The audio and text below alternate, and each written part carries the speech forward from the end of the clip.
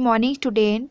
यहाँ पे question number 4 हमको दिया है, यदि सेक थीटा का मान है 5/3 तो tan theta minus sign theta upon 1 + tan theta into sine theta का वैल्यू हमको निकालना है। तो चलिए सॉल्व करते हैं। हमको दिया है सेक थीटा का वैल्यू 5/3। तो सेक का वैल्यू जब 5/3 है तो इसका अपोजिट होता है कॉस थीटा, तो ये हो जाएगा हमारा 3/5 हो गया। जब हमको कॉस का वैल्यू यहाँ पर पता है तो हम क्या है साइन का वैल्यू निकाल सकते हैं, क्योंकि जहाँ पे हमको प्रूव करने के लिए बोला है उसमें टेन और साइन दोनों के मान दिया हुआ है, तो इसका मान हमको निकालना है।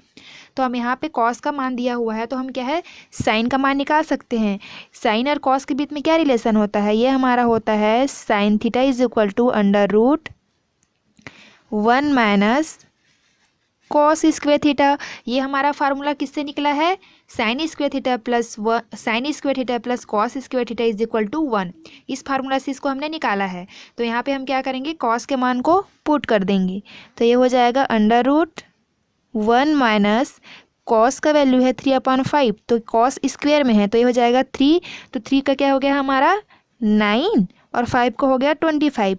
यानी इसको सॉल्व करेंगे तो ये हमारा क्या हो जाएगा 25 - 9/25 कितना होगा। तो यहाँ पे हमारा क्या मान निकल जाएगा, 25 में गया 9 तो हमारा कितना हो जाएगा 16/25। तो 16 को हम जब बाहर निकालेंगे रूट से तो हो जाएगा हमारा 4 और 5 हो जाएगा, 25 का 5 हो गया। तो साइन थीटा का वैल्यू हमको कितना मिल गया, साइन थीटा का वैल्यू मिल गया 4/5। तो जब हमको कॉस का वैल्यू पता है, साइन का वैल्यू पता है, तो हम टेन का वैल्यू निकाल सकते हैं। तो टेन का वैल्यू हमारा क्या हो जाएगा, tan theta is equal to होता है sine theta upon cos theta.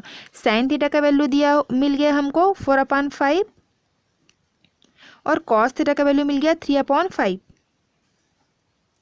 तो ये हमारा क्या हो जाएगा, और जब इसको ऊपर ले जाएंगे तो 5 हमारा चला गया ऊपर, 3 आ गया नीचे, तो 5 और 5 हो गया कैंसल। टेन थीटा का मान हमको कितना मिल गया 4/3 मिल गया। ठीक है, अब हमें यहाँ पर साइन और टेन के वैल्यू को क्या करना है, इसमें हमको रख देना है। अब हमने यहाँ पर क्या किया, जो हमारा ये वैल्यू दिया हुआ है उस पर हमने टेन और साइन के वैल्यू को पुट कर दिया। ये हमारा टेन का वैल्यू था, ये हमारा साइन का वैल्यू था, हमने इसको यहाँ पे पुट कर दिया। अब इसको हम सॉल्व करते हैं। तो ये हमारा क्या हो जाएगा 5 और 3 का एलसीएम कितना निकल जाएगा, जब हम निकालेंगे तो ये हमारा निकल जाएगा 15 और ऊपर में हमारा हो जाएगा यहाँ पर 20 माइनस ये हो जाएगा हमारा 12 हो जाएगा। ठीक है, अब हम क्या करेंगे, नीचे को सॉल्व करते हैं। तो नीचे को सॉल्व करने से क्या आ जाएगा, ये हो जाएगा 1 प्लस ये हो जाएगा 16 और ये हो गया हमारा 15।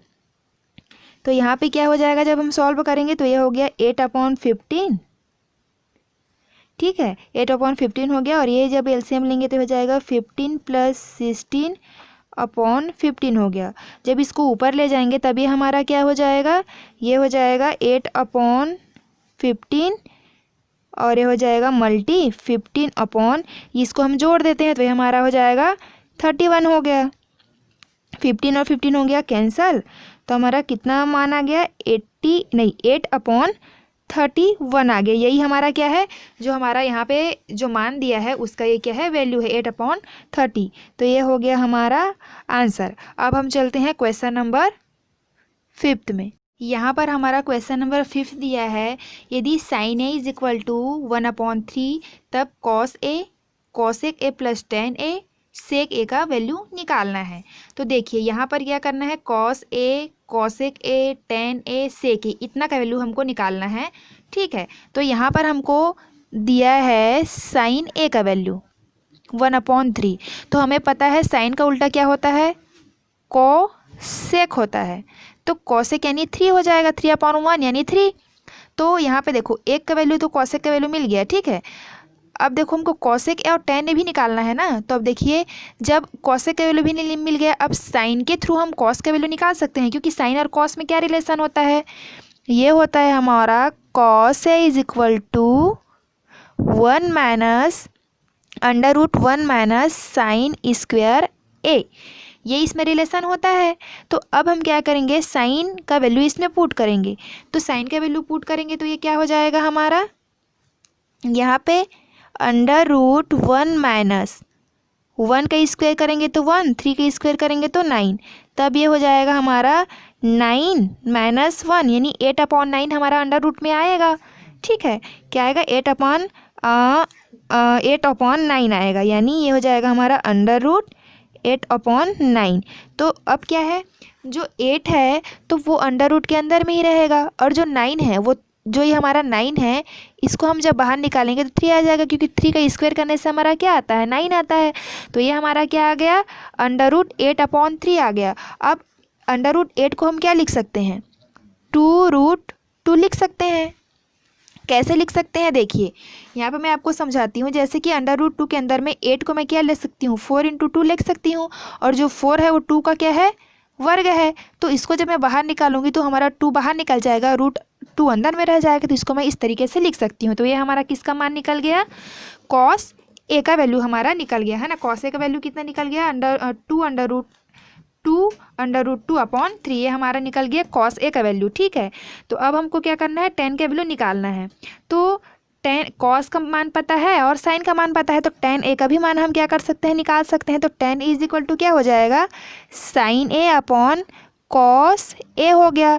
तो sin a का वैल्यू हमको पता है कितना दिया है 1/3 दिया है। cos a का वैल्यू अभी हमने निकाला है 2√2/3 निकाला है। तो इसको हम लिख लेते हैं यहाँ पर 2√2/3 लिख लेते हैं। अब इसको मैं ऊपर ले जाऊंगी तो अब हमारा ये क्या हो जाएगा 1/3 × 3/2√2, जहाँ पे 3 और 3 हो गया कैंसल, यहाँ पे आ गया 1/2√2 आ गया। ठीक है, तो यहाँ पे हम क्या करते हैं, ये हमारा मान निकल गया। अब देखिए हमको क्वेश्चन में दिया हुआ है cosec a + tan a, तो cosec a का वैल्यू यहाँ पे निकल गया, tan a का वैल्यू यहाँ पे निकल गया, इन दोनों को हम जोड़ देते हैं।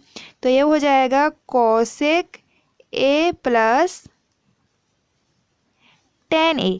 तो cosec a का वैल्यू है हमारा 3 + tan a का वैल्यू निकल गया 1/2√2 ये निकल गया।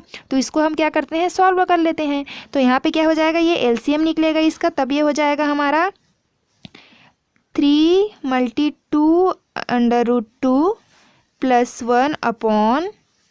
1/2√2, तब ये क्या हो जाएगा हमारा 6√2 + 1/2√2। तो देखिए नीचे में अक्सर क्या है वर्गमूल नहीं रखा जाता, तो इस रूट को मैं हटाने के लिए क्या करूँगी ऊपर नीचे √2 का मल्टी कर दूंगी। तब तो अगर मैं √2 का मल्टी करूँगी तो ये 2 और 2 रूट क्या है कैंसिल हो जाएगा। तो यहाँ पे हम क्या करेंगे कैंसिल होकर ये हो जाएगा 2। तो मैं क्या करूँगी रूट को नीचे में है इसलिए हटाने के लिए ऊपर नीचे √2 का गुणा कर रही हूँ। तब ये हमारा क्या हो जाएगा, ये हो गया हमारा 6√2 + 1 में हमारा क्या है √2 का मल्टी हो गया, और यहाँ पर नीचे में ये हमारा आ जाएगा 2 और 2 क्या है गुणा हो जाए, मतलब 2 और 2 √2 और 2 क्या हो जाता है 2, तो 2 और 2 हो गया हमारा 4। ठीक है, क्योंकि √2 और √2 का जब हम इंटू करेंगे तो 2 आ जाता है। ठीक है, और ये 2 है उसके साथ में गुणा हो जाएगा, तो कितना हो गया हमारा 4 हो गया। तो नहीं इसका वैल्यू हमारा कितना निकल गया cosec a + tan a का वैल्यू निकल गया इतना। ठीक है, अब हमको क्या चाहिए sec a का वैल्यू चाहिए। देखिए यहाँ पे हमको cos a का वैल्यू मिल गया, cosec a + tan a का वैल्यू मिल गया। अब sec a का वैल्यू चाहिए। तो देखिए cos a का वैल्यू कितना है दिया है हमारा, यहाँ पे निकल गया 2√2/3 निकल गया। तो इसका जस्ट अपोजिट क्या होता है sec a होता है। तो sec a क्या हो जाएगा यहाँ पर हमारा इसका उल्टा हो जाएगा, यानी 3/2√2 हो गया। तो यहाँ पे इस अंडर रूट को नीचे में हटाने के लिए हम क्या करेंगे ऊपर नीचे √2 का गुणा कर देंगे यहाँ पर। तो ये हमारा क्या हो जाएगा, ये हो जाएगा 3√2 और ये नीचे में हो जाएगा 4। तो इस तरीके से हमारा क्या है क्वेश्चन नंबर 5 सॉल्व हुआ। अब क्वेश्चन नंबर 6 में दिया हुआ है किसी समकोण त्रिभुज ABC में कोण A समकोण है तथा tan A = 1/√3 है, तो sin A cos B + cos A sin B का वैल्यू हमको निकालना है। तो चलिए हल करते हैं। हमको दिया हुआ है tan A का वैल्यू हमको दिया हुआ है, tan A का वैल्यू दिया हुआ है 1/√3। हमको cos A sin A cos B cos A sine B का वैल्यू निकालना है। तो और इसमें यह भी बोला गया है कि सी हमारा क्या है, एक समकोण त्रिभुज है। तो चलिए हम एक समकोण त्रिभुज का पहले निर्माण कर लेते हैं। तो यहाँ पे मैं एक समकोण त्रिभुज बना रही हूँ जहाँ पे सी क्या बोला है, सी समकोण है बोला है, यानी मैं मान लेती हूँ ए बी सी, और ये जो सी है ये क्या है, समकोण है 90 डिग्री का, ठीक है। तो यहाँ पे देखो tan ए का वैल्यू दिया हुआ है 1/√3। तो tan ए बराबर क्या होता है, लंब बटा आधार होता है, यानी जो 1 है वो हमारा लंब का वैल्यू हो गया, जो √3 है वो हमारा आधार का वैल्यू हो गया। तो देखिए जब सी हमारा समकोण है यानी ये हमारा क्या हो जाएगा, लंब हो जाएगा, बी सी हमारा क्या हो गया, लंब हो गया। तो लंब का वैल्यू कितना है, 1 है।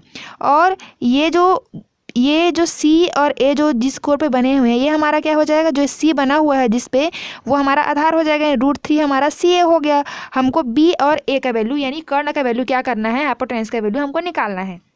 तो कैसे निकालेंगे, यहाँ पर हम लिख लेते हैं लंब यानी बी सी, इसका मान है 1, और आधार सी ए जिसका मान है √3, ठीक है। तो हमको क्या है, हमें कर्ण का वैल्यू निकालना है, तो हम क्या करेंगे, पाइथागोरस प्रमेय का यूज़ करेंगे, और पाइथागोरस प्रमेय से हम कर्ण का वैल्यू निकालेंगे। तो पाइथागोरस प्रमेय का सूत्र क्या होता है, हाइपोटेनस की स्क्वायर इज इक्वल टू होता है परपेंडिकुलर का स्क्वायर प्लस बेस का स्क्वायर, यानी ये क्या हो जाएगा, जब इसको निकालेंगे तो ये हो जाएगा हमारा ए बी का square is equal to B C का स्क्वायर प्लस सी ए का स्क्वायर, ठीक है।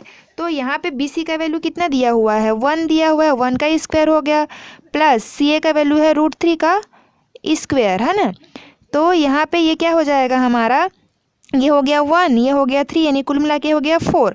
तो यहाँ पे हमको ए बी का वैल्यू चाहिए, तो ये जो √2 है ये इस साइड जा करके क्या हो जाएगा, रूट में चेंज हो जाएगा, ये इक्वल है ना, अप्लाई नहीं है, इक्वल है। तो ये हमारा हो जाएगा √4। तो √4 को हम क्या लिख सकते हैं, 2 लिख सकते हैं, यानी ए बी का वैल्यू हमको क्या मिल गया, यानी कर्ण का वैल्यू हमको मिल गया 2। अब जब हमको क्या है, कर्ण लंब और आधार तीनों का वैल्यू मिल गया, तो हम क्या है, sign A cos B cos A sign ए का वैल्यू निकाल सकते हैं। तो कैसे निकालेंगे, जैसे कि देखो यहाँ पे हमको ये तीनों वैल्यू पता है, तो साइन ए बराबर क्या होता है, लंब बटा कर्ण होता है, साइन ए ना, यानी इसको लेकर के चल रहा है। तो जब ये हमारा कोण मान लो है ए, तो हमारा इसके सामने वाला भुजा क्या हो जाएगा, हमारा जिस कोण को मान करके चलते हैं थीटा, तो ये हमारा हो जाएगा लंब, और ये हो गया हमारा कर्ण। तो ये क्या आ गया, 1/2। तो ये होता है लंब बटा आधार, यानी इसका वैल्यू मिल गया 1/2। अब हम निकालते हैं किसका, हमको किसका वैल्यू चाहिए, यहाँ पर साइन ए का और कॉस बी का। तो कॉस बी का मान निकाल लेते हैं। तो कॉस बी यानी इस वैल्यू को लेकर के चला है, तो ये जब हमारा कोण रहेगा तो इसके सामने वाला हमारा लंब कहलाता है ना, इसके सामने वाला लंब कहलाएगा, और ये जिस पर बना है वो हमारा आधार कहलाएगा। तो कॉस बी बराबर क्या होता है, कॉस बी बराबर होता है आधार बटा कर्ण। तो ये हमारा आधार हो गया, कर्ण ये हो गया, तो इसका भी मान हमारा क्या निकल गया, 1/2 निकल गया। अब हमको क्या चाहिए, कॉस ए का वैल्यू चाहिए। तो कॉस ए बराबर भी क्या होता है, आधार बटा कर्ण, लेकिन यहाँ पे इस बार इस कोण को लेकर के चला है, तो इसके सामने वाला कोण हमारा क्या हो जाएगा, लंब हो जाएगा, और ये जहाँ पे बना है वो हमारा आधार हो जाएगा। तो इसमें क्या हो जाएगा, √3/2 हो जाएगा, ठीक है। यहाँ पे हो गया ये √3/2, यानी जिसको देखो जब पहले हम हल करते तो यहाँ पे थीटा होता था, है कि नहीं, लेकिन यहाँ पे ए है, तो जिस कोण को बोला रहता है उसके सामने वाला हमारा लंब कहलाता है, और जिस पर वो बना होता है वो हमारा आधार कहलाता है, ठीक। अब हमको चाहिए साइन बी का वैल्यू, यानी इस वैल्यू को लेकर के चलना है, तो इसके सामने वाला हमारा क्या कहलाएगा, लंब कहलाएगा। तो साइन ए बराबर होता है साइन बी बराबर लंब बटा कर्ण, तो √3/2 हो जाएगा, है ना। यहाँ पर साइन बी का वैल्यू मिल गया √3/2। अब इसमें जितना भी वैल्यू हमको मिला है उसको हम क्या करेंगे, इसमें पुट करेंगे और आगे सॉल्व करेंगे। अब हम इन मानों को क्या है, इसमें हम रख दिए, और रखने के बाद देखिए हम यहाँ पे सॉल्व किए हैं। तो यहाँ पे क्या है, साइन ए कॉस ए का मान रख के इंटू किए हैं, और यहाँ पे कॉस ए और साइन बी का मान रख करके इंटू किए हैं। तो यहाँ पे हो गया 1/4, ये इसको हल किए तो 3/4। अब क्या किए, इसको ऐड कर दिए तो 1 + 3/4, तो 1 + 3 हो गया 4/4 यानी 1, यानी ये हमारा क्या है, आंसर है।